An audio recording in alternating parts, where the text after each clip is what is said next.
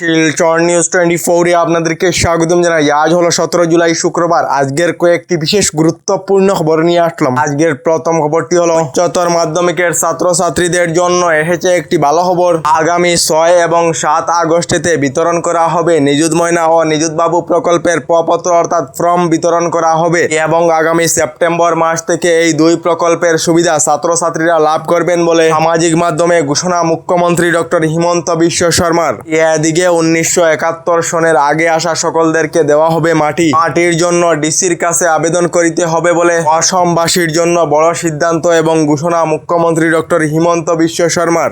এদিকে খাদ্যবস্তু সহ বিভিন্ন বস্তুর মূল্য বৃদ্ধি হওয়া নিয়ে একটি রিপোর্ট প্রকাশ করা হয়েছে। রিপোর্ট অনুযায়ী প্রতি কেজি চিনিতে বাড়ছে 6 টাকা এবং প্রতি লিটার মিঠা তেলেতে 5 টাকা করে বৃদ্ধি করা হয়েছে এবং প্রতি কেজি বিপিটি চালের দাম 8 টাকা করে বৃদ্ধি হয়েছে এবং ডিমের পাতায় 40 থেকে 50 টাকা বৃদ্ধি হয়েছে বলে রিপোর্ট প্রকাশ করা হয়েছে। এদিকে দাম বৃদ্ধি হয়েছে। দাম বৃদ্ধি হলে মানুষ কম করে খাবে। কম করে খাওয়ার ফলে মানুষের স্বাস্থ্য ভালো হবে বলে মূল্য বৃদ্ধি নিয়ে বিশেষ মন্তব্য করলেন রাজ্যের মন্ত্রী অতুল বরা বলে খবর এসেছে। এদিকে আমেরিকার তরফ থেকে ইরানের শিশু ক্যান্সার হসপিটালেতে বোমা বর্ষণ করা হয়েছে। ইরানের শিশু ক্যান্সার রোগীদেরকে এখানে চিকিৎসা ও কেমোথেরাপি দেওয়া হয়েছিল। বোমা বর্ষণে বিধ্বস্ত হয়ে পড়ে ইরানের চিকিৎসালয়, যার জন্য চিকিৎসাধীন থাকা শিশুদেরকে ইরানের এই হাসপাতাল থেকে স্থানান্তর করা হয়েছে বলে খবর এসেছে।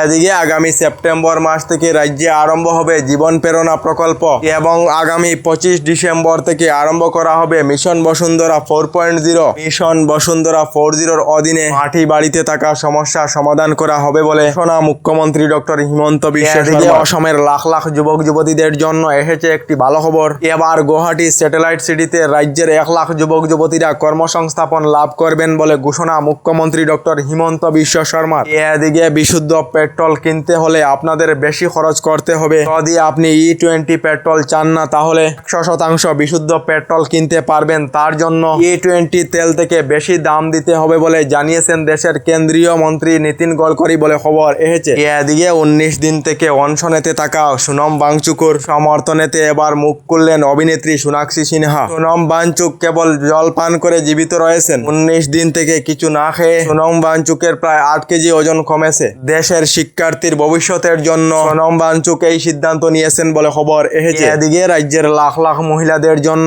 এসেছে একটি বিশেষ খবর। নির্বাচনের পূর্বে অসমের দরিদ্র পরিবারদেরকে অরুণোদয় প্রকল্পের টাকার পরিমাণ 1250 টাকা থেকে বৃদ্ধি করে 3000 টাকা দেওয়ার ঘোষণা করেছিলেন রাজ্যের মুখ্যমন্ত্রী ডক্টর হিমন্ত বিশ্ব শর্মা। তবে এবার অরুণোদয় প্রকল্পের টাকা বৃদ্ধি করা হবে না। মহিলাদের অরুণোদয় প্রকল্পেতে 1250 টাকাই দেওয়া হবে। বিধানসভাতে এই ঘোষণা করেছেন রাজ্যের অর্থমন্ত্রী জয়ন্ত মল্ল বড়ুয়া বলে খবর এসেছে।